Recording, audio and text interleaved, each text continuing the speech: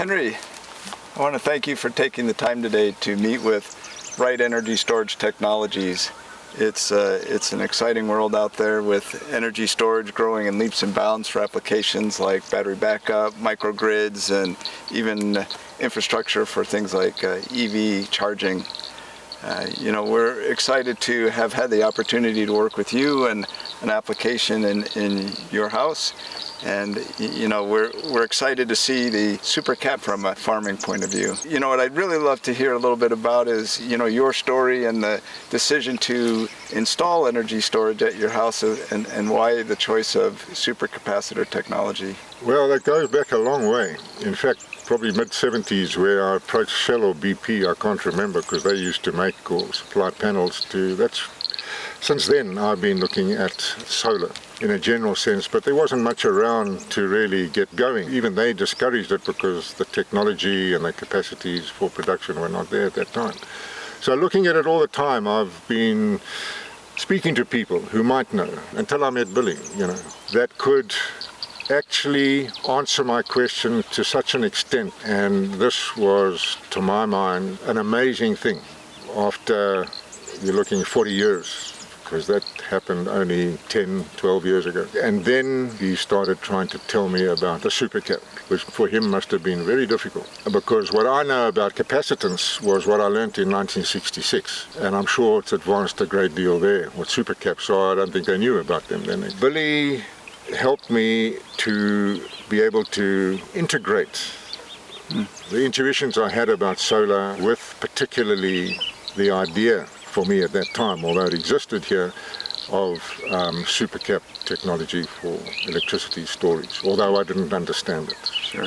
And everybody I speak to about SuperCap, oh yes, we know all about SuperCaps. And that's where it stops. After that, you don't get anywhere. Here, at any rate, the conservatism in lithium-ion batteries and things is very strong, and it's kind of like a default situation. Mm-hmm. And I'm sure that if a development was made in a way to transmit this knowledge in an exciting way, nobody eventually would be without it in the way things go today in a very short time. I've had no problem in the 4 years I've had it at all. And can you talk a little bit about your application and how has it helped you and your family living out in this farm country? Well, the primary use, obviously, is household use. There's no grid connection in any way for this farm here, for water, for electricity.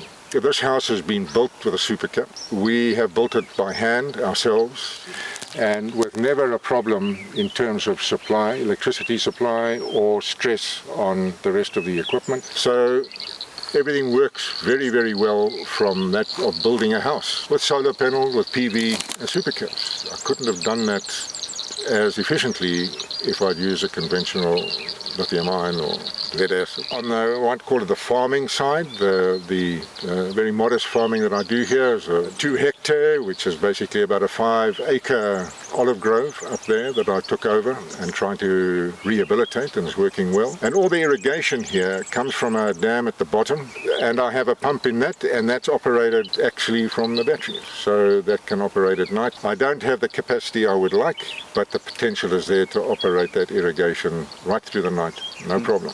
Everything is done like that. All the irrigation is pumped from the dam to 2, 3 high-level dams, and from there gravity irrigated. So there they operate the whole irrigation and the growing operation. And without that, this would hardly be possible from an efficiency point of view, because you can not only run it during the day, you can actually work into the night quite happily, because that thing would be able to charge up as it's providing electricity. So here you have this modern technology, state-of-the-art, that you're going into more and more, and you have a guy who's going backwards into natural farming, and these two mesh absolutely 100%. So I was wondering if you might want to summarize some of the advantages that you see in the use of SuperCap technology versus lithium-ion battery, or even your prior experience with lead-acid batteries. There's nothing negative about it whatsoever for a start. Everything is positive, everything works. And it works in an evolutionary way. In other words, it makes things better. all the time. The number one thing is peace of mind. No matter how you look at it, there is a decrease in anxiety of running out of juice. There is the confidence in being able to do what you want to do without being interrupted in the middle of it or have a blackout in the middle of the night. And particularly as one gets older, one doesn't need, anxiety. Yeah, exactly. Another element of peace of mind, I'm big on peace of mind, and that is that you don't have any risk of hydrogen explosion or anything like that. This is not going to happen with a supercap. My supercap takes up a very small amount of space. The fact that that piece of equipment sits there, does its work, you don't have to worry about it, you don't leave sleepless nights over it, pure convenience. And it just goes on, and you know that that is going to carry on happening. And the service, delivery of the information from the supplier, in this case Billy, nothing he has said to me in 10 years has proved to be other than fact and mostly understated. That's much better than what he says. With my limited knowledge, to be able to converse with me, to relate with me, in a way that is matching up to what I know and trying to build on that. And over the years of my association, they have never flinched at anything that I've asked at any time of the day unless it's impossible. That is major. The use of supercap technology really meshes with the advances in the farming techniques here, both towards improving the environment and in this case, it's the extensive lifetime of the supercap technology that is going to contribute to that by reducing the flow of materials into the landfill. If you've got lithium-ion technology, it's going to the dump in a few years. You made an interesting point earlier about the size of the system that you had, and maybe you could share that story. The specification that was given to me after a lot of thought on my side and from Billy's side, coaching and so on, is that I needed to have a 7 kilowatt. But I didn't have the money for that, so I had to get the 3.5 kilowatt. And I was a bit worried. I liked the idea very much of this one battery, takes up no space virtually. And on a 48 volt system, I was now going to have 24 lithium or lead acid batteries. And on top of it, that these would not even last as long as a capacitor supercap battery. But I didn't know that or not. Although I'm told this and I accept what I was told, but it still has to be proved. I'm waiting for this thing to flop subconsciously. So off I go, we do it. It has not affected the transverter at all. There's no compromise to that. The battery itself, or the supercap itself, is in absolutely virtually pristine condition for the relatively short time that has been operating. But one thing's for sure, with the relative abuse that I put that through compared to what it would have been with conventional batteries, there's absolutely no anxiety, there's no problem, there's a complete backup from the supplier side of the whole thing. Here I am.